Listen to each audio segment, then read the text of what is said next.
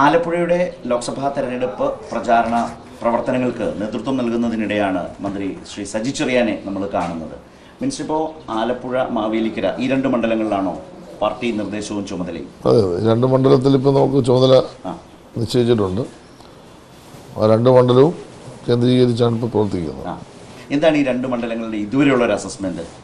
ഒരിടത്ത് കൊടിക്കുന്നിൽ കാലങ്ങളായി കൈകാര്യം ചെയ്യുന്ന കൈവശം വെച്ചൊരു മണ്ഡലം, ഇവിടെ കെ സി വേണുഗോപാൽ 5 വർഷത്തിന് ശേഷം വീണ്ടും വന്ന് മത്സരിക്കുന്നു. അതേസമയം ആരിഫ് സിറ്റിംഗ് എം പിയുമാണ്. ഈ രണ്ട് മണ്ഡലത്തിൻ്റെയും പ്രത്യേകത എന്ന് വെച്ചാൽ ഇടതുപക്ഷത്തിന് രാഷ്ട്രീയ സ്വാധീനമുള്ള മണ്ഡലമാണ്, ഈ മറ്റു മണ്ഡലങ്ങളെ പോലല്ല. ഇപ്പോൾ ഉദാഹരണം, ആലപ്പുഴ പാർലമെൻറ്റ് മണ്ഡലത്തിൽ 5 അസംബ്ലി മണ്ഡലം ഇടതുപക്ഷം ജയിച്ച മണ്ഡലമാണ്. ഇനി ഞങ്ങൾ തോറ്റു എന്ന് പറയുന്ന കരുനാഗപ്പള്ളിയിലും പാർലമെൻറ്റ് തെരഞ്ഞെടുപ്പിൽ 3000 വോട്ട് വ്യത്യാസമുള്ളൂ കഴിഞ്ഞ തവണ. അപ്പോൾ ഈ ചേർത്തല, അരൂര്, ആലപ്പുഴ, അമ്പലപ്പുഴ, കായംകുളം, കരുനാഗപ്പള്ളി, ഈവൻ ഹരിപ്പാടും പൊളിറ്റിക്കലായ ഒരു വലിയ ബേസ് ഉണ്ട് ലെഫ്റ്റിന്. പക്ഷേ നിയമസഭാ തെരഞ്ഞെടുപ്പ് വരുമ്പോൾ പോകുന്ന മണ്ഡലം ഹരിപ്പാട്. അത് ഹരിപ്പാടിൻ്റെ ഒരു പ്രത്യേകത വെച്ചാൽ അത് അവിടുത്തെ UDF സ്ഥാനാർത്ഥിയുടെ ഒരു വ്യക്തിപരമായ ഒരു വൈഭവം സ്വാഭാവികമായിട്ട് ഉണ്ടാവില്ല. അദ്ദേഹം കോൺഗ്രസിൻ്റെ പ്രമുഖനായ നേതാവ് എന്നുള്ള നിലയിൽ ഒരു പേഴ്സണൽ ഒരു 5000-6000 വോട്ട് ഡിഫറൻസ് വരുന്നുണ്ട്, അത്രേ ഉള്ളൂ. അപ്പം അദ്ദേഹം ഒന്ന് മാറി വേറെ ആൾ മത്സരിച്ച് ഇവിടെ നമുക്ക് ഇവിടെ ജയിക്കാൻ പറ്റുന്ന മണ്ഡലമാണ്. ഒരു വ്യക്തിപരമായ ഒരു വോട്ടിംഗ് പാറ്റേൺ. അവിടെയും പൊളിറ്റിക്കലി നമുക്കങ്ങനെ നല്ലൊരു ഫൈറ്റ് നടത്തി നമുക്ക് മുന്നിൽ വരാവുന്ന മണ്ഡലം എന്ന് വെച്ചാൽ ഹരിപ്പാട് രമേശ് ചെന്നിത്തലയ്ക്ക് കിട്ടുന്ന ആ ഒരു വ്യക്തിപരമായ പരിഗണന കെ സി വേണുഗോപാലിന് ഹരിപ്പാട് കിട്ടില്ല. അത് ഒരിക്കലും വരാൻ സാധ്യതയില്ല. കാരണം അത് രണ്ടാണ്. അതുപോലെ തന്നെ മാവേലിക്കര പാർലമെൻറ്റ് മണ്ഡലത്തിൽ 7 സീറ്റും ലെഫ്റ്റ് ജയിച്ച മണ്ഡലം. എല്ലാം രാഷ്ട്രീയമായി ഇപ്പം അതിനകത്ത് ആകെ നമുക്ക് UDF മേൽക്കൈ എന്ന് പറയുന്നത് ചങ്ങനാശ്ശേരി, ചെങ്ങന്നൂർ, പത്തനാപുരം. നമ്മുടെ 4 മണ്ഡലങ്ങളെന്ന് പറഞ്ഞാൽ നമുക്ക് അതിനേക്കാൾ മേഖലത്തുണ്ട്. മാവേലിക്കര, കുട്ടനാട്, കുന്നത്തൂർ, കൊട്ടാരക്കര. ചെങ്ങന്നൂർ നമുക്ക് നല്ല മാറ്റം, UDFൻ്റെ കുത്തകസി മണ്ഡലമാണെങ്കിലും നല്ല രാഷ്ട്രീയ മുന്നേറ്റം നമുക്ക് കഴിഞ്ഞ ഒരു 3 തെരഞ്ഞെടുപ്പ് ഉണ്ടാക്കാൻ കഴിഞ്ഞിട്ടുണ്ട്. അതുകൊണ്ട് നമ്മൾ പുറകിൽ പോകാൻ സാധ്യതയില്ല.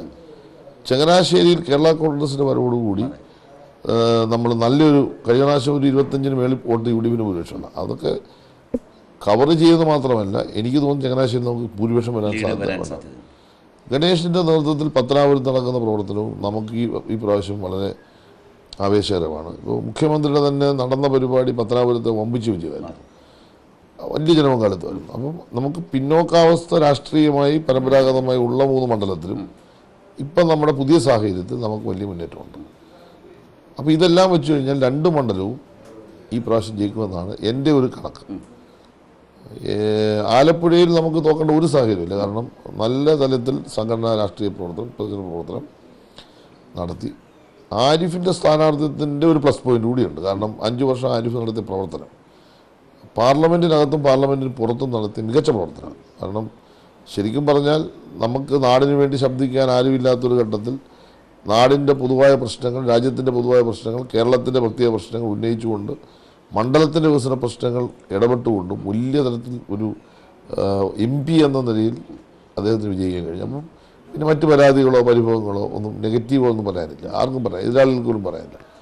അപ്പോൾ അതുകൊണ്ട് സ്വാഭാവികമായിട്ട് ആരിഫ് ഒരു പ്രാവശ്യം കൂടി ജയിക്കണമെന്നൊരു ആഗ്രഹം. പക്ഷേ ഒരു താരതമ്യം വരുന്ന ഒരു തെരഞ്ഞെടുപ്പാണല്ലോ. കെ സി വേണുഗോപാലും AM ആരിഫും തമ്മിലുള്ളൊരു താരതമ്യത്തിൽ ആലപ്പുഴയിലെ വോട്ടർമാർക്ക് മുമ്പിൽ എങ്ങനെയാവും കാര്യങ്ങൾ? ആരിഫ് പ്രവർത്തിക്കുന്നത് CPM-നും കെ സി വേണുഗോപാലും കോൺഗ്രസിനുമാണ്. താരതമ്യം അതിൽ തന്നെ അതുണ്ട്. അതെ, അതിപ്പോൾ ആരിഫിന് CPM-ൻ്റെ രാഷ്ട്രീയ സംഘടനാ പ്രവർത്തനങ്ങളിൽ എത്ര മികവ് കാണിച്ചാലും അതിന് വയത് വളർന്നു വരുന്നൊരു പരിമിതിയുണ്ട്. എന്ന് വെച്ചാൽ വരും, അത് ഒരു സമയത്തേ അത് വരത്തുള്ളൂ. മറ്റേതല്ലല്ലോ. പിന്നെ ആരിഫ് മത്സരിച്ച ഒരു തെരഞ്ഞെടുപ്പിൽ ആരിഫ് തോറ്റിട്ടില്ല. കെ സി വേണുഗോപാൽ മത്സരിച്ച് തോറ്റതിന് ശേഷം ആലപ്പുഴ വരുന്നത്. ആലപ്പുഴയിൽ അദ്ദേഹത്തിന് ശുക്രൻ തെളിഞ്ഞതേ ഉള്ളൂ. അത് ഈ പ്രാവശ്യം അല്ലെ തുടർച്ചയായിട്ട് തെളിയണമെന്നില്ല. പിന്നെ അവർ തമ്മിലെടുത്ത് താരതമ്യപ്പെടുത്തിയാലും 2 പേരും രാഷ്ട്രീയത്തിൽ പ്രഗത്ഭർ തന്നെയാണ്, നേതൃത്വത്തിൽ പ്രവർത്തിച്ചവരാണ്. ഇപ്പോൾ CPM-ൻ്റെ ഒരു ഏരിയ സെക്രട്ടറിയുടെ ഞാൻ മനസ്സിലാക്കുന്നത് അതിൻ്റെ ഒരു ഈക്വൽ ടു വേണമെങ്കിൽ AICC ഒക്കെ പറയാം, അത്രയൊക്കെ ഉള്ളൂ. അല്ലാതെ ആർക്കും അവിടെ പോയിരിക്കാതെ അവസ്ഥ വെച്ചിട്ട് അങ്ങനെയൊക്കെ ഉള്ളൂ. പണ്ടായിരുന്നത് ഞാൻ പറയാൻ പറ്റില്ല. ഇപ്പോൾ ഒരു CPM-ൻ്റെ ഒരു ഏരിയ സെക്രട്ടറി, ജില്ലാ സെക്രട്ടറി എന്ന് പറഞ്ഞാൽ ഒരു മികച്ച സംഘാടകനാകാൻ പറ്റും. അപ്പോൾ ആ നിലയിലൊക്കെ പ്രവർത്തിച്ച് വിദ്യാർത്ഥി രംഗത്തൊക്കെ അതിൻ്റെ ജില്ലാ സംസ്ഥാന നേതാവ് പ്രവർത്തിച്ച ഒരാൾ. അല്ല, ഞാൻ അത് പറയുമ്പോഴാണ് എനിക്ക് തോന്നുന്നു ഇപ്പം ഗൗരിയമ്മ പാർട്ടി വിട്ടുപോയ ഒരു ഘട്ടത്തിൽ അരൂരും UDF പാളയത്തിലേക്ക് കൊണ്ടുപോയ ഒരു കാലത്ത് ഗൗരിയമ്മയെ പരാജയപ്പെടുത്തിയാണ് ആരിഫ് പാർലമെന്ററി രംഗത്തേക്ക് വരുന്നത്. അല്ല, ആരിഫ് മികച്ച ഒരു പാർലമെന്റേറിയൻ മാത്രമല്ല, പാർട്ടി സംഘടനാ രംഗത്ത് വലിയ ലീഡറാണ്. അല്ല, ആലപ്പുഴ ജില്ല പാർട്ടിയുടെ നേതാവ് കൂടിയായിട്ട് അല്ലെ, വെറും ഒരു കേവലം ഒരു വിദ്യാർത്ഥി സംഘടന കൂടെ വന്ന ആളല്ല. അയാൾ CPM-ന്റെ ജില്ലാ ലീഡർഷിപ്പ് പ്രവർത്തിക്കുന്ന ആളാണ്. അപ്പം ആ നിലയിൽ ഇവർ തമ്മിലൊരു വ്യക്തിപരമായ കമ്പാരിസണത്തിൽ അവർ രണ്ടുപേരും മോശമാണെന്ന് ഞാൻ പറയത്തില്ല. ഒന്നൊന്നിനേക്കാൾ മെച്ചമാണ്, അത് യാതൊരു സംശയം വേണ്ട. KC വേണുഗോപാലിനെ ഒരു പിന്നെ തൂക്കിയിട്ടാലും ആരിഫിനെ തൂക്കിയാലും വലിയ കുഴപ്പമൊന്നും വരത്തില്ല. കാരണം മികച്ച വ്യക്തിത്വം തന്നെയാണ് ആരിഫിൻ്റെ നടത്തി, എനിക്ക് യാതൊരു സംശയമില്ല. അപ്പോൾ ആ നിലയിൽ ആളുകൾക്ക് ആരിഫിനെ ജയിപ്പിച്ചപ്പോൾ ആരിഫ് ഒരുപാട് കാര്യങ്ങൾ ചെയ്തു എന്നൊരു കാര്യമുണ്ട്. ഇപ്പോൾ UDF സ്ഥാനാർത്ഥി കാര്യമായി വിജയിച്ച ഘട്ടത്തിലൊന്നും കാര്യമായി ചെയ്തില്ല. പുള്ളി ഈ ബൈപ്പാസിൻ്റെ കാര്യം പറയുന്നത്, ബൈപ്പാസ് നമ്മൾ വന്നപ്പോൾ യാഥാർത്ഥ്യമായി. പുള്ളിയുടെ കാലത്ത് ബൈപ്പാസ് തുടങ്ങിയെന്ന് പറഞ്ഞാൽ ഒന്നും മുന്നോട്ട് പോയില്ലല്ലോ. ഇപ്പം നമ്മുടെ കാലത്ത് അതൊക്കെ ചെയ്ത്, പിന്നെ വൈറോളജി ഇൻസ്റ്റിറ്റ്യൂട്ട് വന്നു. നമ്മുടെ ഇപ്പം തന്നെ ഈ ഡബിളിങ്, റെയിൽവേ സ്റ്റേഷനുടെ നവീകരണം, നാഷണൽ ഹൈവേയുടെ കാര്യത്തിൽ ആരിഫിൻ്റെ വലിയ ഇൻവോൾവ്മെൻ്റ് ഉണ്ട്. ആലപ്പുഴ ജില്ലയിൽ 100 കിലോമീറ്റർ എന്ന് കളി തമാശല്ല, വലിയ തരത്തിൽ ഇടപെട്ടിട്ടുണ്ട്. ഇത് അതിന് ഒരുപാട് കാര്യങ്ങൾ ആരിഫ് 21 പേജാണ് അടിച്ചിറക്കിയിരിക്കുന്നത്. ഞാൻ തന്നെ അത്ഭുതപ്പെട്ടു. വികസന പ്രവർത്തനങ്ങൾ ഒരു MP എന്ന നിലയിൽ ഈ സംസ്ഥാനത്ത് ആരേക്കാൾ മികച്ച പ്രവർത്തനം ആരിഫ് ചെയ്തു എന്നത് ആലപ്പുഴയിൽ ഒരു പ്ലസ് പോയിൻ്റാണ്. പിന്നെ ഞങ്ങളുടെ രാഷ്ട്രീയ സ്വാധീനം അതൊരു പ്ലസ് പോയിൻ്റാണ്. കഴിഞ്ഞ പ്രാവശ്യം ജയിച്ചൊരു മണ്ഡലം, അതും പ്ലസ് പോയിന്റ്. അന്നത്തെ രാഷ്ട്രീയത്തെക്കാൾ വളരെ അനുകൂലമായ പോസിറ്റീവായ രാഷ്ട്രീയം. പിന്നെ തോക്കേണ്ട കാര്യം എന്താ, ആലപ്പുഴ ജില്ലയിൽ നിന്നുള്ളതാണ് എൻ്റെ കണക്ക്. അതുകൊണ്ട് മികച്ച ഭൂരിപക്ഷം, കഴിഞ്ഞ പ്രാവശ്യത്തേക്കാൾ മികച്ച ഭൂരിപക്ഷം ജയിക്കുന്നത്. 2 മണ്ഡലങ്ങളിൽ ചാർജ് ഉള്ളതുകൊണ്ടാണ് രണ്ടിടത്തേക്കും വേഗത്തിൽ പോകുന്നത്. അങ്ങനെ വരുമ്പോൾ കൊടിക്കുന്നിൽ നിരന്തരമായി പ്രതിനിധാനം ചെയ്യുന്ന മാവേലിക്കരയ്ക്ക് ആ ആനുകൂല്യം അല്ലെങ്കിൽ അങ്ങനത്തെ ഒരു ഇടപെടൽ ശേഷി കൊടിക്കുന്നിൽ നൽകാൻ എന്താ തയ്യാറാവാത്തത്? എന്താണെന്ന് വെച്ചാൽ, ഞാൻ ഈ കൊടിക്കുന്നിൽ സുരേഷ്, ഞാൻ അദ്ദേഹത്തെ പറ്റി പറയുമ്പോൾ ഒറ്റ കാര്യമുള്ളൂ, ആളുകൾ കുറച്ച് മടുത്തു. അതിൻ്റെ ഒരു ബേസിക് പ്രശ്നം അതാണ്. മാവേലിക്കരയിൽ അത് ദീർഘകാലമായി MP ആയിട്ടിരിക്കുകയാണ്, 35 വർഷമായിട്ട്.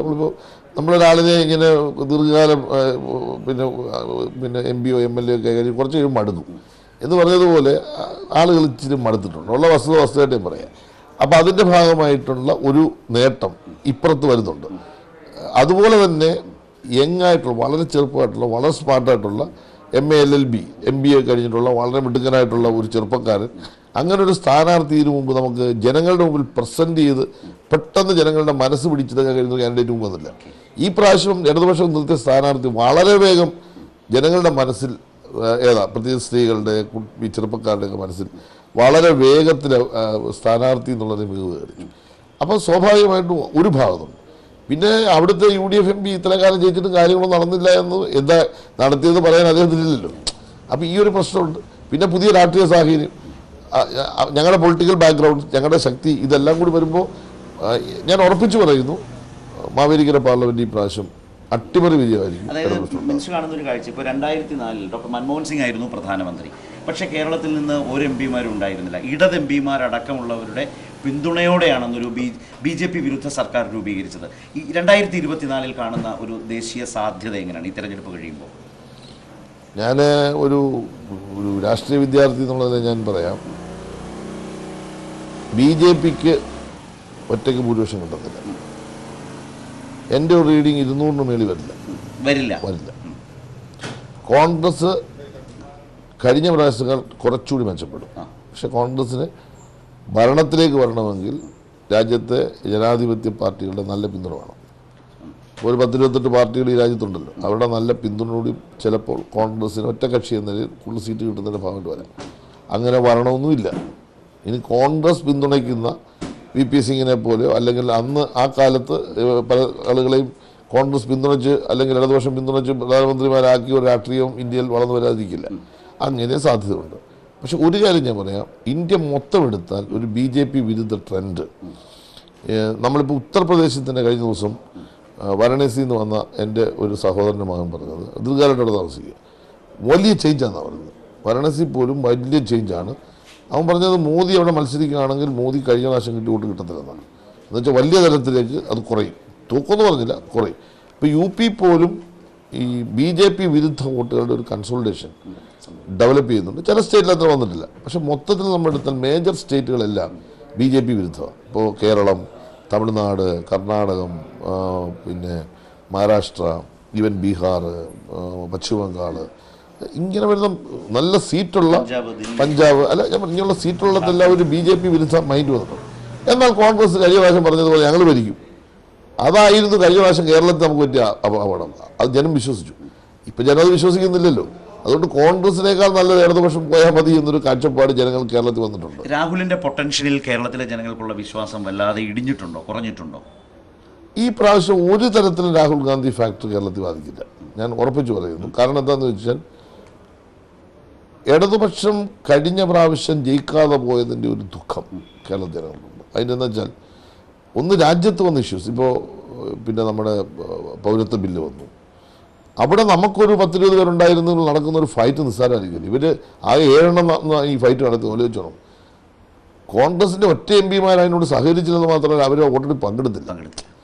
അതിനെ ഒരു വിധത്തിൽ പറഞ്ഞ് സപ്പോർട്ട് ചെയ്യണം അവർ ചെയ്യുന്നത്. ഇപ്പം തന്നെ ഇന്ന് VD സതീശൻ വലിയൊരു ബ്ലണ്ടർ അടിച്ചിട്ടുണ്ട്. കാരണം എന്താ വെച്ചാൽ മുഖ്യമന്ത്രി പറഞ്ഞല്ലോ പിന്നെ പൗരത്വ ബില്ല് പിൻവലിക്കും എന്ന് പറഞ്ഞത് എവിടെയാണെന്ന് ചോദിച്ചാൽ ഇന്ന് അദ്ദേഹം പറഞ്ഞു 8ാം പേജ് വായിക്കും. 8ാം പേജ് ഞാൻ വായിച്ചു. എന്താ സംഭവം അറിയോ? 8ാം പേജിൽ BJP ഗവൺമെൻറ് കൊണ്ടുവന്ന ഏതെല്ലാം നിയമമുണ്ട് അതെല്ലാം പിൻവലിക്കും. നേരിട്ട് ഇക്കാര്യം പറഞ്ഞില്ല. കാരണം എന്ന് വെച്ചാൽ പിൻവലിക്കുകയും ചെയ്യാം, വലിക്കാതിരിക്കുകയും ചെയ്യാം. എന്ന് വെച്ചാൽ ഒരു വര ഇട്ടുകൊണ്ടാണ്.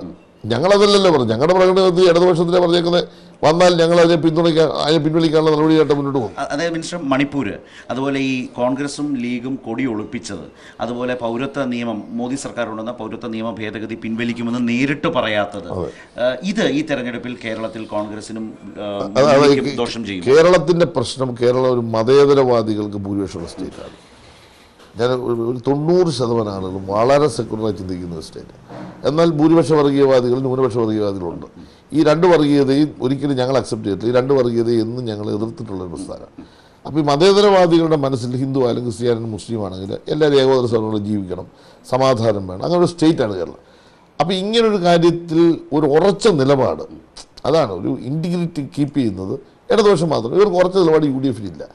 ഇത് കഴിഞ്ഞ പ്രാവശ്യം പക്ഷേ അവർക്ക് ആ ഒരു ഉറച്ച നിലപാടുണ്ടോ എന്നൊരു തോന്നലും രാഹുൽ ഗാന്ധി അധികാരത്തിലേക്ക് വരുമ്പോഴുകൂടി ഞങ്ങൾക്കൊരു സെക്യുലർ മൈൻഡഡ് ആയിട്ടുള്ള ആളുകൾക്ക് വലിയൊരു പ്രൊട്ടക്ഷൻ കിട്ടുമെന്നുള്ള ധാരണയും തെറ്റിദ്ധരിച്ചു പോയി. ആ തെറ്റിദ്ധാരണ ഭാഗമായിട്ട് വോട്ട് പോയത്. ഈ പ്രാവശ്യം എന്താ വെച്ചാൽ ഇവരിൽ ആ വിശ്വാസമില്ല.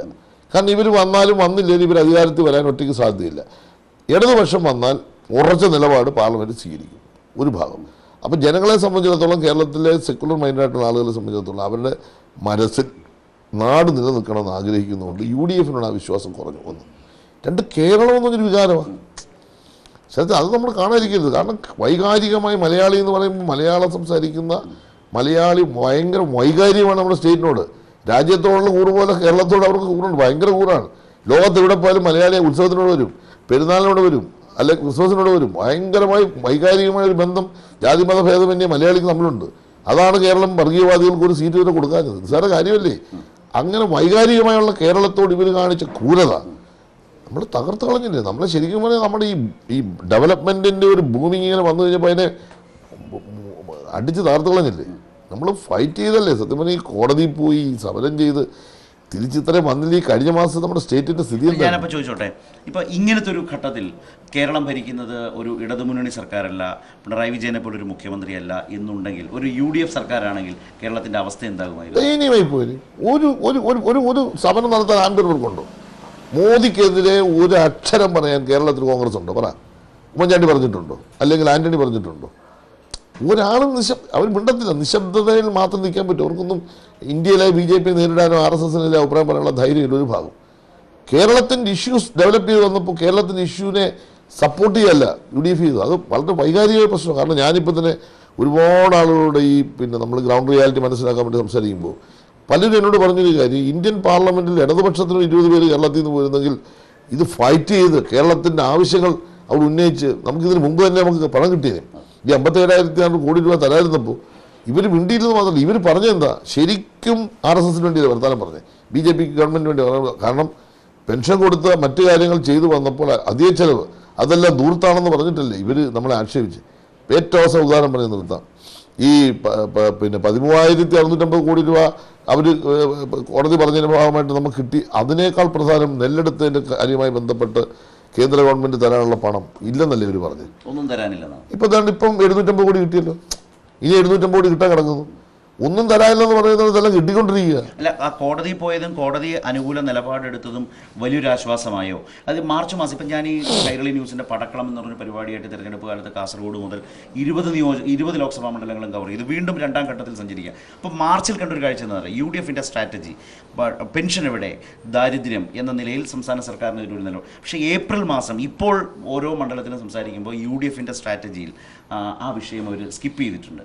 ഇപ്പോൾ കോടതിയുടെ ഒരു ഇടപെടൽ വന്നത്, ഇപ്പോൾ 13,000 കോടി കിട്ടിയത്, ഇപ്പോൾ ക്ഷേമ പെൻഷൻ കൊടുക്കാൻ തുടങ്ങിയത്, എല്ലാം അന്തരീക്ഷം എങ്ങനെ കേരളത്തിനകത്ത് സർക്കാരിനോടുള്ള അന്തരീക്ഷം, ജനങ്ങളുടെ സമീപനം ഏത് വിലയിലാണ്? ഏതെങ്കിലും തരത്തിൽ ഈ തെരഞ്ഞെടുപ്പിൽ എതിരാകുന്ന ഘടകമായി പിണറായി സർക്കാർ, LDF സർക്കാർ ഈ തെരഞ്ഞെടുപ്പിൽ ഇവരാദ്യം ഉയർത്തിക്കൊണ്ടുവന്ന പെൻഷൻ പ്രശ്നം, ശമ്പളത്തിൻ്റെ പ്രശ്നം, ലംസം ഗ്രാൻഡ് പ്രശ്നം, ഇത് നമ്മളെ സത്യത്തിൽ നമ്മളെ പ്രയാസപ്പെടുത്തി കേന്ദ്ര ഗവൺമെൻറ്റും UDFും BJP എല്ലാം ചേർന്ന് നമ്മളെ രാഷ്ട്രീയമായ ജനങ്ങളുടെ ഇടയിൽ നമ്മളെ ശത്രുപക്ഷം നിർത്താനാണ് ഉദ്ദേശിച്ചത്.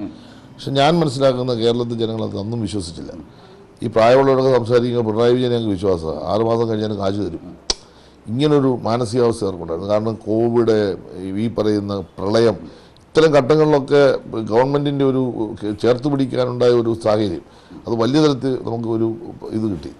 അപ്പോൾ ഇപ്പോൾ വന്നപ്പോൾ ഇപ്പോൾ പെൻഷൻ കൊടുക്കുന്നു, 3 മാസത്തെ പെൻഷൻ ഇപ്പോൾ കൊടുക്കുന്നു. ഇനി കുടിശ്ശികയില്ലാതെ പെൻഷൻ കൊടുക്കുമെന്ന് പറയുന്നു. ഒരു നെഗറ്റീവും ഞാൻ മനസ്സിലാക്കുന്ന കേരളത്തിൽ ജനങ്ങൾക്ക് ഗവൺമെൻറ് ഇതാണ്. ഇന്ന് മനോരമ ദിനപത്രത്തിൽ കണ്ട 2 വാചകം പറയാം. വിവാദങ്ങളിൽ വലഞ്ഞ് LDF, പണമില്ലാതെ UDF. എന്തു പറയും മന്ത്രി? UDFന് പണമില്ലെന്ന് പറയുന്നത് ഒരു സ്റ്റണ്ടാണ്. ഇപ്പം നമ്മൾ ആലപ്പുഴ മാവേലിക്കര പാർലമെൻറ്റ് മണ്ഡലത്തിലൂടെ കൈരളി ഒന്ന് സന്ദർശിക്കും. ഞങ്ങൾ ഒരു ബോർഡ് വെച്ചിടത്ത് 10 ബോർഡ് വെച്ചിട്ടുണ്ട്. ഞങ്ങൾ ഒരു ചോര എഴുതിയിട്ടുണ്ട്, 300 ചോര എഴുതിയിട്ടുണ്ട്. പണം വാരി എറിയുകയാണ്. ഈവൻറ്റ് മാനേജ്മെൻറ്റാണ് മൊത്തം ചെയ്യുന്നത്. ഇതിനോടൊപ്പം തന്നെ കോടാനുകോടി രൂപയുടെ ചെലവഴിച്ചു. ഇവർ നടത്തിയ പ്രചരണം ഞങ്ങളുടെ അവരുടെയും കൂടെ ഒന്ന് എടുത്തു നോക്കുക. ഇവർക്ക് പണമില്ലെന്ന് എന്ത് അസംബന്ധം. ചോപ്പ് ബക്കറ്റല്ല, നീല ബക്കറ്റാണ്. ബക്കറ്റും ഒക്കെ ആയിട്ട് ഇങ്ങനെ പിരിവിനിറങ്ങിയിട്ടുണ്ട്. അപ്പോൾ പണമില്ല എന്ന് മലയാള മനോരമ പറയുന്നതും ഹസൻ പോകുന്ന ചിത്രവും കണ്ടാൽ, അപ്പോൾ ഇന്നിപ്പോൾ പറഞ്ഞിട്ടുണ്ട് അങ്ങനെ പോയി പിരിക്കേണ്ടതെന്ന്. കാരണം എന്ന് വെച്ചാൽ കാശയിലുണ്ട്, പിന്നെ നമ്പർ ഇട്ടതാ എന്ന് ഇന്നിപ്പോൾ പറഞ്ഞിട്ടുണ്ട്. KPC സർക്കിൾ ഇന്ന് വന്നിട്ടുണ്ട്. ആവശ്യമില്ല ബക്കറ്റുമായിട്ട് ഇറങ്ങരുത്, ആ സമയം കയറി വോട്ട് ചോദിക്കുന്നത് നല്ലത്. കാരണം ചന്ദ്രത്തൊക്കെ ആൾ ചെയ്ത് വിളിക്കാൻ തുടങ്ങി. ഇവർക്ക് കാശില്ലെന്ന് പറയുന്നത് എങ്ങനെയാണ്? 8,000 കോടി പിന്നെ നമ്മുടെ ഇലക്ട്രിക് ബോർഡിൽ മറ്റൊരു മേടിച്ചപ്പോൾ 2,000 കോടി ഇവർ മേടിച്ചില്ലേ. ഇവർ ഈ 2,000 കോടി മേടിച്ച് ഇവിടെ കൊണ്ടുകളഞ്ഞു. അത് ബാൻ ചെയ്തിട്ടില്ല. ഇൻകം ടാക്സുകാർ തൽക്കാലം മറ്റു ചില കേസിലാണ് പറഞ്ഞിരിക്കുന്നത്, മുമ്പുള്ള കേസിലാണ്. അപ്പോൾ പുതിയതായിട്ട് വന്ന പണം ഇവിടെ കൊണ്ടുകൊടുത്തു. അതെല്ലാം കോടിക്കണക്കിന് രൂപ ഇങ്ങനെ കൊണ്ടുവന്ന് ഓരോ മണ്ഡലത്തിലും കൊടുത്തുകൊണ്ടിരിക്കുകയാണ്. ഇവർക്ക് ഇന്ത്യയിൽ ഒരു 300 സീറ്റ് അവർ മത്സരിക്കുമെന്ന് വിചാരിക്കുക. ജയിക്കാൻ വേണ്ടി ഒരു 300 സീറ്റാണല്ലോ അവർ പറയുന്നത്. 500 അവർ മത്സരിക്കുള്ളൂ. ആക്ച്വലി ആ 300-ൽ 15 കൊടുത്താൽ തന്നെ എത്ര ആവും? 1,500 കോടിയിലകത്തുള്ളൂ. ബാക്കി 500 കോടി മിച്ചപ്പോൾ കണക്ക് ക്ലിയർ ആയില്ലേ? 500 കോടി മിച്ചല്ലേ, കാശില്ലത് മാത്രമല്ല. പിന്നെ ഇവര് ഞാനത് ആലോചിക്കുന്നത് ആരാണ് AICC ട്രഷറർ എന്നുള്ളത്. അങ്ങനെയാണെങ്കിൽ മന്ത്രി സജിച്ചറിയാനായിട്ട് കണക്ട് ചെയ്തിട്ട് ബാക്കി കാശ് എവിടെ നമ്മൾ ചോദിക്കേണ്ടി വരുന്നില്ലേ? പണം കോൺഗ്രസ് ഇല്ലെന്ന് പറഞ്ഞു. കോൺഗ്രസ് ഭരിച്ചാലും ആരും ഭരിച്ചെന്ന് പറയുന്നത് നമ്മൾ അംഗീകരിക്കും. പക്ഷെ കോൺഗ്രസ് ഭരിച്ചാലും പണം ഇല്ലെന്ന് പറയാൻ കഴിയില്ല. കാരണം ഇന്ത്യൻ ഭൂഷ്വാസിയുടെ ദത്തുപുത്രനാണ് അവരെന്നും മനസ്സിൽ കാത്തുസൂക്ഷിക്കുന്ന ഒരു പാർട്ടിയാണ്.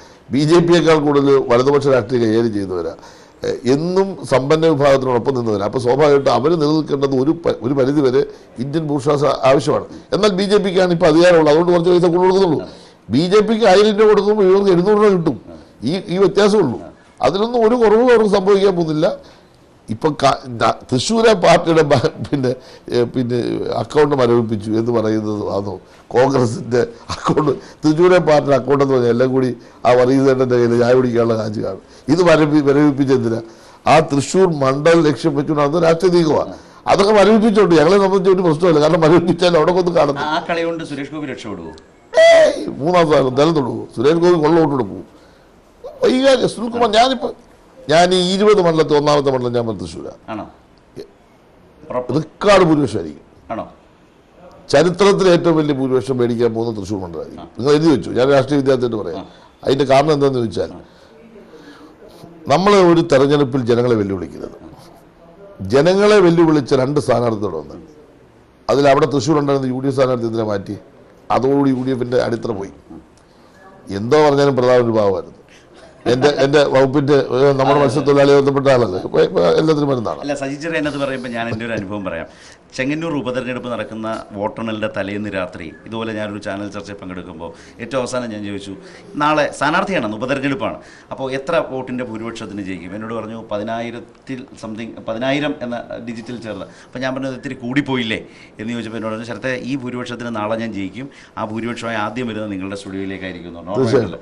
പിറ്റേന്ന് ഞങ്ങളുടെ സ്റ്റുഡിയോ അന്ന് ഈ പറഞ്ഞ കൗണ്ടിങ് ക്രിസ്ത്യൻ കോളേജിൻ്റെ ചെങ്ങന്നൂർ ക്രിസ്ത്യൻ കോളേജിൻ്റെ മുമ്പിലെ താൽക്കാലിക സ്റ്റുഡിയോയിലേക്ക് ജയിച്ച് അതേ ഭൂരിപക്ഷത്തിൽ. അപ്പോൾ അതുകൊണ്ട് തൃശ്ശൂരിനെ 22,000 ആദ്യം, അതെ, പിന്നെ 32,000. അത് പിന്നീട് രണ്ടാമത് വന്നപ്പോൾ എന്നോട് മറ്റേ ഈ റിപ്പോർട്ടർ നമ്മൾ 30,000 വേണ്ടി പോകുന്നു പറഞ്ഞു.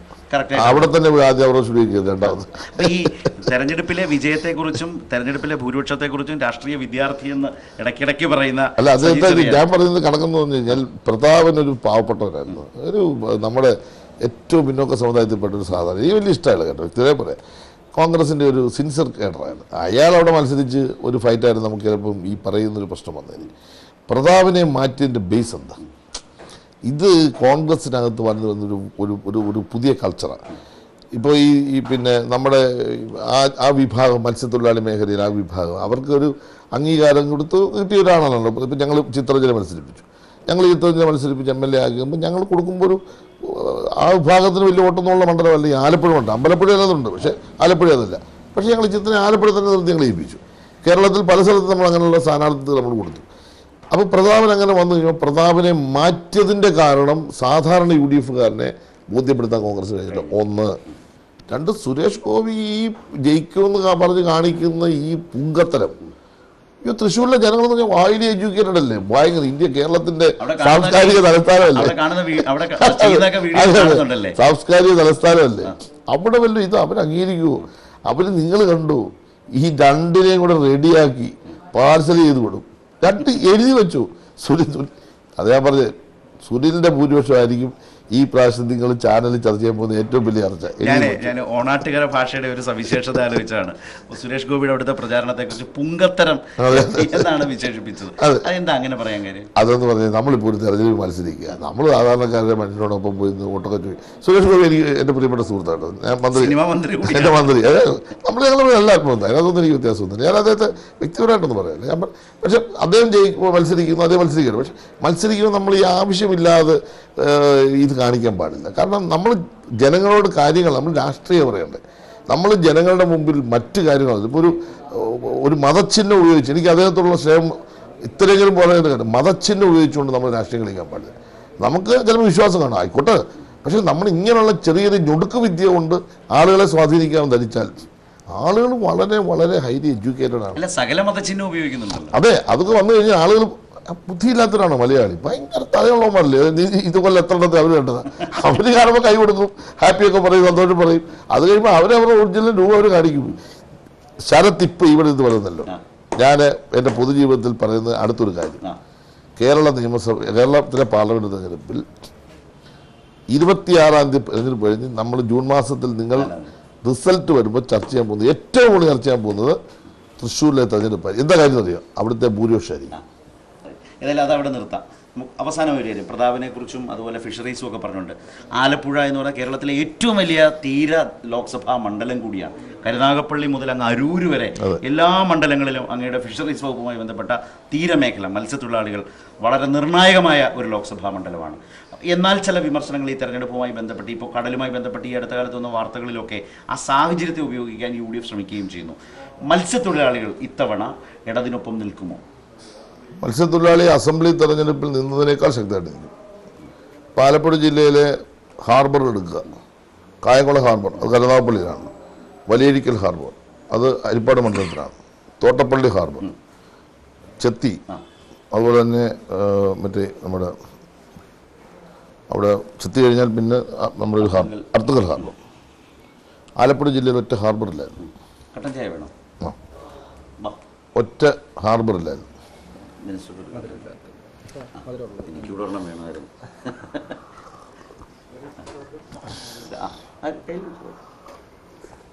ഒറ്റ ഹാർബറില്ല. ഈ 2021 അർത്തുങ്കൽ ഹാർബർ അതിന് പണം അനുവദിച്ചു, റീടെൻഡർ ചെയ്ത് നിർമ്മാണം ആരംഭിക്കാൻ പോകും. ചെത്തി ഹാർബറിൻ്റെ നിർമ്മാണം വരുന്നു. തോട്ടപ്പള്ളി ഹാർബറിന് ആദ്യഘട്ട പണം അനുവദിച്ചു, അതിൻ്റെ ഹാർബറിൻ്റെ പൂർണ്ണ പഠനം നടത്തി റിപ്പോർട്ട് വന്നിട്ടുണ്ട്. അതിന് ബാക്കി പൈസ കൊടുക്കും. വലേരിക്കൽ ഹാർബർ അത് ഫിഷ് ലാൻഡിംഗ് സെൻ്റർ ആയിരുന്നു, ഹാർബറായി ഉയർത്തി പണി നടന്നുകൊണ്ടിരിക്കുകയാണ്. കായംകുളം ഹാർബർ കരുനാഗപ്പള്ളി അത് ഹാർബർ 66 കോടി രൂപ മുടക്കി ഇപ്പോൾ അതിൻ്റെ പണി നടന്നുകൊണ്ടിരിക്കുകയാണ്. ഈ 5 ഹാർബറുകൾ മാത്രം മതി ആലപ്പുഴ ജില്ലയിലെ ജനങ്ങൾ കൂട്ടിയാൽ. ഇതിനു മുമ്പ് ഇവിടെ UDF MPയും MLA ഒക്കെ ഉണ്ടായിരുന്നല്ലോ, മന്ത്രിസഭ ഉണ്ടായിരുന്നു. ഇവിടെ ഒരു 10 പൈസ ഈ മത്സ്യത്തൊഴിലാളികൾ വള്ളമടിപ്പിക്കേണ്ട ഈ ഹാർബറിൽ അല്ലെങ്കിൽ ഫിഷ് ലാൻഡിംഗ് സെൻ്ററിന് വേണ്ടി 10 രൂപ മുടക്കി. ആ വികസനം നടന്നിട്ടില്ല. അത് കേരളത്തിന്റെ ചരിത്രത്തിൽ ഏറ്റവും വലിയ ഞാൻ പറയും ഈ 5 ഹാർബർ വികസനമാണ് അല്ലേ. അതാ ഇപ്പം കരുനാഗപ്പള്ളി MLA പറയട്ടെ, ഞാൻ അദ്ദേഹത്തോട് ഇപ്പം ഞാൻ മഹേഷിനോട് ചോദിക്കാം. മഹേഷ് പറയട്ടെ, ഈ ഹാർബർ കരുനാഗപ്പള്ളിയിലെ ജനങ്ങളുടെ ദുരിതം പരിഹരിക്കാൻ തീരദേശ മേഖല ഞങ്ങൾ ചെയ്ത കാര്യങ്ങൾ സജി ചെറിയാൻ പറഞ്ഞത് ശരിയല്ലെന്ന് മഹേഷ് പറയട്ടെ. അവിടുത്തെ ജനങ്ങൾ പറയട്ടെ. നിങ്ങൾ ഇപ്പോൾ പോയി നോക്കൂ, ഇവിടെ എല്ലാം നിർമ്മാണം നടന്നുകൊണ്ടിരിക്കുകയാണ്. ഇത് എന്തെങ്കിലും റോഡ് KC വേണുഗോപാലിനോ UDF ഉണ്ടോ? അതേവിടെ MP ആയിരുന്നല്ലോ. എന്തെങ്കിലും റോഡുണ്ടോ? ഒരു കാലത്ത് ഒന്ന് ഇപ്പം നിങ്ങൾ ഈ തോട്ടപ്പള്ളി അങ്ങോട്ട് പോയി കഴിഞ്ഞാൽ 250 വീടാണ് പണിയുന്നത്. ഇപ്പം തോട്ടപ്പള്ളിയിൽ മത്സ്യത്തൊഴിലാളിക്ക് താമസിക്കാൻ വേണ്ടി ഫ്ലാറ്റ് തീർന്നു, നിർമ്മാണം തീർന്നു. ഈ തോട്ടപ്പള്ളി തൊട്ടടുത്ത് നിങ്ങളത് പോയി നോക്ക്, എത്രായിരം വീട് തീരദേശ മേഖലയിൽ പണിത് കൊടുത്തു. ലൈഫ് വഴിയും പുനർജയം വഴി ഒരു കാലത്തും ഇല്ലാത്തൊരു അച്ചീവ്മെൻ്റാണ് നമ്മൾ തീരദേശ മേഖലയിൽ കൊടുക്കുന്നത്. നിങ്ങൾ തീരദേശ മേഖലയിൽ കൂടെ സഞ്ചരിക്കുന്ന റോഡുകൾ പോയി നോക്കൂ. ഇന്നലെ സഞ്ചരിച്ചു ഞാൻ, ഇന്നലെ കണിച്ചുളങ്ങരന്ന് നിങ്ങൾ നോക്ക്. നിങ്ങൾ തീരദേശ സ്കൂളുകൾ പോയി നോക്ക്, നിങ്ങൾ തീരദേശ ആശുപത്രികൾ പോയി നോക്ക്. ഈ കഴിഞ്ഞ 7.5 വർഷം കൊണ്ട് ആലപ്പുഴ ജില്ല 100 കിലോമീറ്റർ വരുന്ന തീരദേശത്ത് ഉണ്ടാക്കിയ ഇമ്പാക്റ്റ് എന്താ? ഒന്ന്, ഞങ്ങൾ മത്സ്യത്തൊഴിലാളി കൊടുത്ത ക്ഷേമ പദ്ധതികളൊന്നും ഞാൻ വിശദീകരിക്കുന്നില്ല, അത് ഞാൻ നോട്ടീസായിട്ട് ഞങ്ങൾ ഇറക്കുന്നുണ്ട്. 2, ഇനി പരിഹരിക്കേണ്ട പ്രശ്നമുണ്ട്. അതായത് സുനാമി വീടുകൾ, അന്ന് പെട്ടെന്ന് പണിതു കൊടുത്ത വീടുകളിൽ ഇപ്പോൾ വാസയോഗ്യമല്ലാതായിട്ടുണ്ട്, പലതും നവീകരിക്കേണ്ടതുണ്ട്. ഈ വർഷം ബഡ്ജറ്റ് പണം വെച്ചല്ലോ. ഈ വർഷം അത്തരം വീടുകൾ നവീകരിക്കാൻ വേണ്ടി ധനകാര്യമന്ത്രി ബഡ്ജറ്റിൽ പണം വെച്ചു. കഴിഞ്ഞ വർഷം പണം വെച്ചു, കഴിഞ്ഞ വർഷം ആരംഭിച്ചു. ഇപ്പം ഞങ്ങൾ അങ്ങനെയുള്ള 4 കോളനി ഇപ്പോൾ ഏറ്റെടുത്തു. 4 കോളനി ഏറ്റെടുത്ത് നിർമ്മാണം ആരംഭിച്ചു. ഈ വർഷം അനുവദിക്കപ്പെട്ട പണം കൊണ്ട് ബാക്കിയുള്ളത് ഇപ്പം നവീകരിക്കും.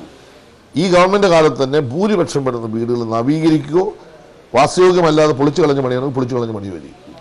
അതൊരു തീരത്തെ പ്രശ്നമാണ്. പിന്നെ തീരത്തെ സംരക്ഷണം, കടൽ ഭിത്തി. നിങ്ങൾ ഈ പറയുന്ന കരുനാഗപ്പള്ളി അവിടെ പോയി എത്ര കിലോമീറ്റർ, ഈ ഹരിപ്പാട് രമേശ് ചെന്നിത്തലയുടെ മണ്ഡലത്തിൽ മാത്രം 6 കിലോമീറ്റർ ദൈർഘ്യമായി ടെട്രാപോഡ് ഇട്ട് നിർമ്മിക്കുക. ചെല്ലാനം വരെ നിങ്ങൾ സഞ്ചരിക്കുക. എത്ര കോടിയുടെ വർക്കാണ് ഈ തീരത്ത് നടക്കുന്നത്. ഇനിയിപ്പോൾ ആറാട്ടുപുഴ പ്രശ്നം പറയാം, 1 കിലോമീറ്റർ 800 മീറ്റർ കെട്ടാനുള്ളത് കെട്ടും ഞങ്ങൾ. ഇനി അത്രേ ഉള്ളൂ. ആറാട്ടുപുഴ, തൃക്കുന്നപ്പുഴ കുറച്ച് കാണും. അങ്ങോട്ട് പോകുമ്പോൾ കുറേശ്ശെ എല്ലാം കൂടി ഈ അഫക്റ്റഡ് ഏരിയ വരുമ്പോൾ ഒരു 8-10 കിലോമീറ്ററാണ് ഈ ആകെ ഉള്ളത്. ഈ മൊത്തം മണ്ഡലം ഈ മൊത്തം 100 കിലോമീറ്റർ അത് ഈ അടുത്ത 2 വർഷം കൊണ്ട് ചെയ്യും. കാരണം ഞങ്ങൾ ഇത്രയും ചെയ്തില്ലേ, ഒറ്റയടിക്ക് പൈസ കൊടുക്കാനില്ല. പക്ഷേ മത്സ്യത്തൊഴിലാളിയെ സംബന്ധിച്ചിടത്തോളം അവർ പറയുന്നത് ഈ ആറാട്ടുപുഴ വഴി സ്ഥലത്ത് പോകുന്ന സഞ്ചരിക്കുക കിലോമീറ്ററുകൾ ദൂരത്തിലാണ് ടെട്രാപോഡ് ഉപയോഗിച്ചുകൊണ്ട് ഇപ്പോൾ അവിടെ നിർമ്മാണം നടക്കുന്നത്. നിങ്ങൾ മാരാരിക്കുളത്തോട്ട് ചെല്ല്, നിങ്ങൾ ചേർത്തലോട്ട് ചെല്ല്, നിങ്ങൾ ഓരോ മണ്ഡലത്തിൽ ചെല്ല്, കോടികളുടെ വികസന പ്രവർത്തനമാണ് തീരസംരക്ഷണത്തിൽ നടന്നത്. ഇതിൻ്റെ ഒരിക്കലും ചെല്ലാനത്തിയല്ലേ, ചെല്ലാൻ നമ്മുടെ ബോർഡറാണല്ലോ. നമ്മൾ ചെയ്യാവുന്നതിന് മാക്സിമം ആലപ്പുഴ ജില്ലയിൽ, കേരളത്തിൽ മൊത്തം ചെയ്തു, പ്രത്യേകിച്ച് ആലപ്പുഴ ജില്ലയിൽ ചെയ്തു കഴിഞ്ഞു. ഇപ്പോൾ തുറമുഖം, ഈ പറയുന്ന പിന്നെ തുറമുഖങ്ങളുടെ പിന്നെ ഹാർബറുകളുടെ നിർമ്മാണം, ഡെവലപ്മെൻറ്റ്സ്, തീരസംരക്ഷണ ഭിത്തികൾ, ഭവന നിർമ്മാണം, വ്യക്തിഗത ആനുകൂല്യങ്ങൾ, അവർ വളരെ സംതൃപ്തരാണ്. പിന്നെ അല്ല, അതിനകത്തൊരു കാര്യം മനസ്സിലായി, പ്രകൃതിദത്ത ഉണ്ടാകുന്ന പ്രയാസങ്ങൾ. ഇപ്പോൾ കടൽ ക്ഷോഭിച്ച് കയറി, നമുക്കൊന്നും ചെയ്യാൻ പറ്റില്ല, ഉൾവലിഞ്ഞു, അതിൻ്റെ ചെളി വന്ന് കയറുന്നു. അത് അവരെ പെട്ടെന്ന് അവരെ ഇളക്കാൻ വേണ്ടി രാഷ്ട്രീയം ഉപയോഗിക്കുക. ഇപ്പം തെരഞ്ഞെടുപ്പ് ആയതുകൊണ്ടാണ് അവർ ഇളക്കിയത്. തെരഞ്ഞെടുപ്പല്ലേ ഇവർ ആരും പോയി നോക്കുമോ? അപ്പോൾ ഞങ്ങൾ പോവും, നമ്മൾ പോയി നോക്കും, നമ്മളവരെ സംരക്ഷിക്കും. അപ്പോൾ തീരദേശം മൊത്തം ഇടതുപക്ഷത്തിൻ്റെ വലിയൊരു ക്യാമ്പയിൻ ഇപ്പോൾ നടക്കുകയാണ്, ഞങ്ങൾ നടത്താൻ പോവുകയാണ്. ആ ക്യാമ്പയിനോട് കൂടി ആ പ്രശ്നങ്ങൾ അവർ ബോധ്യപ്പെടും. ഇപ്പം തന്നെ വലിയ പങ്കാളിത്തമാണ്, സ്ഥാനാർത്ഥി ബോർഡൊക്കെ വലിയ പങ്കാളിത്തമാണ്, ഞങ്ങളുടെ കുടുംബയോഗങ്ങൾ വലിയ പങ്കാളിത്തമുണ്ട്. തീരത്തെ ജനങ്ങളെ സംബന്ധിച്ചിടത്തോളം ഒരു എതിർപ്പും ഈ തെരഞ്ഞെടുപ്പിൽ ഇതുവരെ പ്രത്യക്ഷത്തിൽ വന്നിട്ടില്ല എന്നതാണ് വസ്തുത. ഈ മണ്ണെണ്ണ, കേന്ദ്ര സർക്കാർ മണ്ണെണ്ണ സബ്സിഡി കട്ട് ചെയ്തത് ഈ തീരമേഖലയുടെ ഒരു വലിയ പ്രശ്നം തന്നെയല്ലേ? അതെ, അതിനുവേണ്ടി ഞങ്ങൾ വലിയ ശ്രമം നടത്തി. കേന്ദ്ര മന്ത്രി സിവിൽ സപ്ലൈസ് വഴി നമുക്ക് കേന്ദ്ര ഗവൺമെൻറ് തന്നുകൊണ്ടിരുന്ന മണ്ണെണ്ണ ഘട്ടം ഘട്ടമായി നിർത്താൻ പോകുന്നു. അപ്പോൾ അതിൻ്റെ സബ്സിഡി ഇല്ലാതാക്കി. നമ്മൾ 25% സബ്സിഡി കൊടുക്കുന്നുണ്ട്, ഇപ്പോഴും കൊടുക്കുന്നുണ്ട്. അപ്പോൾ ഞങ്ങൾ ചെയ്തത് എന്താ, ഇനി ഈ മണ്ണെണ്ണയുടെ പുറകെ ആയുസ് കളയണ്ട, പെട്രോൾ, LPG, ഡീസൽ കൺവേർഷൻ നടത്തി. ഇപ്പം 10 കോടി രൂപ വെച്ച് കൊടുത്തോണ്ടിരിക്കുക, പുതിയ എഞ്ചിൻ കൊടുത്തോണ്ടിരിക്കുക. പെട്രോളിലേക്ക് മാറുന്നതിന് നമ്മൾ സബ്സിഡി കൊടുത്ത് നല്ല പൈസ കൊടുക്കുകയാണ്. പെട്രോളിലേക്ക് പെട്രോളോ LPG-യോ ഡീസലോ മാറാം. അതിൻ്റെ പരീക്ഷണം നടത്തി ആലപ്പുഴ ഓമനപ്പുഴയിൽ നടത്തി, വിഴിഞ്ഞത്ത് നടത്തി. ഞാൻ നേരിട്ട് തന്നെ അതിൻ്റെ പരീക്ഷണത്തിൽ പങ്കെടുത്ത ആളാണ്. വിജയകരമാണ്. അപ്പോൾ പെട്രോൾ നമ്മൾ മണ്ണെണ്ണ നമ്മൾ ഘട്ടം ഘട്ടമായി ഒഴിവാക്കുകയാണ്. മണ്ണെണ്ണ ഈ പെട്രോളിന്റെയും ഡീസലിന്റെയും ഇപ്പോൾ വലിയ വിലയാണല്ലോ രാജ്യത്ത്. അത് മത്സ്യത്തൊഴിലാളികളെ സംബന്ധിച്ച് അവർക്ക് ഇപ്പോൾ 25% സബ്സിഡി നമ്മൾ കൊടുക്കുന്നുണ്ട്. അത് കുറച്ചുകൂടി സാമ്പത്തിക ബുദ്ധിമുട്ടുള്ളതുകൊണ്ടാണ് ഞങ്ങൾ ചർച്ച ചെയ്തുകൊണ്ടിരിക്കുകയാണ്. എങ്ങനെയാണ് അത് ഇത്തരം കാര്യങ്ങളൊന്ന് പരിഹരിക്കാൻ കഴിയുന്നത് എന്ന് ധനമന്ത്രിയുമായിട്ട് ചർച്ച നടത്തിയിട്ടുണ്ട്. ആസന്ന ഭാവിയിൽ അവരെ സഹായിക്കുന്ന ഒരു പദ്ധതിക്ക് നമ്മൾ രൂപം കൊടുക്കും. ഒരു സംശയം വേണ്ട. തീരമേഖലയെ സംബന്ധിച്ച് ഈ രാഷ്ട്രീയ കാഴ്ചപ്പാട് ഇടതുമുന്നണിക്കുള്ളത് കൊണ്ടാണോ? പരമ്പരാഗതമായി UDF-ന് വിശേഷിച്ച് കോൺഗ്രസിന് നല്ല സ്വാധീനം ഉണ്ടായിരുന്ന മേഖലയാണ് തീരമേഖല. ഇപ്പോൾ MLA-മാരുടെ എണ്ണം നോക്കിയാലും വലിയ കുറവ് സംഭവിച്ചിട്ടുണ്ട്. വലിയ ശോഷണം UDF-ന് കോൺഗ്രസിന് സംഭവിച്ചിട്ടുണ്ട്. അത് ഇടതുപക്ഷത്തിൻ്റെ ഈ മേഖലയിലേക്കുള്ള ശ്രദ്ധയുടെയും ഊന്നലിൻ്റെയും ഭാഗമായി സംഭവിച്ചതാണോ? അവസാനമായി തീർച്ചയായിട്ടും ഞങ്ങൾ 47 മണ്ഡലങ്ങളിൽ 41 മണ്ഡലങ്ങളിൽ ഇടതുപക്ഷം ജയിച്ചു. തിരുവനന്തപുരം ജില്ല ഒരു സീറ്റുള്ളൂ UDF-ന്. കൊല്ലം ജില്ലയിൽ ഒറ്റ സീറ്റില്ല. ആലപ്പുഴ ജില്ലയിൽ ഒരു സീറ്റേ ഉള്ളൂ. 2 കരുനാഗപ്പള്ളി, പിന്നെ ഹരിപ്പാട് 3, പിന്നെ എറണാകുളം ജില്ലയിലില്ല. പിന്നെ അങ്ങോട്ട് പോയി മലപ്പുറം മാത്രം. എല്ലാം കൂടി 6 സീറ്റേ ഉള്ളൂ. വെല്ലെണ്ണി പറയാം. ഈ 6 സീറ്റ് കഴിഞ്ഞാൽ പണ്ടാ ഞങ്ങൾക്കൊന്നുമില്ല, 6 ഉള്ളൂ. അവർക്ക് 45 കിട്ടും, 42 കിട്ടും. അതിൻ്റെ കാരണം വെച്ചാൽ ഞങ്ങൾ തീരത്തോട് ചെയ്തിട്ടുള്ള നീതിയാണ്. അത് ഇനിയും തുടരും. അത് ഈ തെരഞ്ഞെടുപ്പിൽ വീണ്ടും പ്രതിഫലിക്കുന്ന കാര്യത്തിൽ സംശയം വേണ്ട. ശരി. അപ്പോൾ ഏതായാലും ആലപ്പുഴ, മാവേലിക്കര ഈ മണ്ഡലങ്ങളിൽ നിന്നുകൊണ്ട് തന്നെ കേരളത്തിൻ്റെ പൊതു രാഷ്ട്രീയത്തെ ഇടതുമുന്നണിയുടെ വലിയ വിജയസാധ്യതയെക്കുറിച്ച്, തൃശ്ശൂരാണ് ആദ്യം ജയിക്കാൻ പോകുന്ന മണ്ഡലമെന്ന് ആലപ്പുഴയിൽ ഇരുന്ന് പറഞ്ഞ മന്ത്രി സജി ചെറിയാനോടാണ് നമ്മൾ ഇത്രയും നേരം സംസാരിച്ചത്. ലോക്സഭയിൽ കേരളത്തിൻ്റെ ഇടതുപക്ഷ ശബ്ദം വലിയ തോതിൽ ഉണ്ടാകണം എന്നുള്ളതാണ് അദ്ദേഹം ഈ സംഭാഷണത്തിൽ മുന്നോട്ട് വെച്ച വളരെ പ്രധാനപ്പെട്ട ഒരു രാഷ്ട്രീയം. Thank you.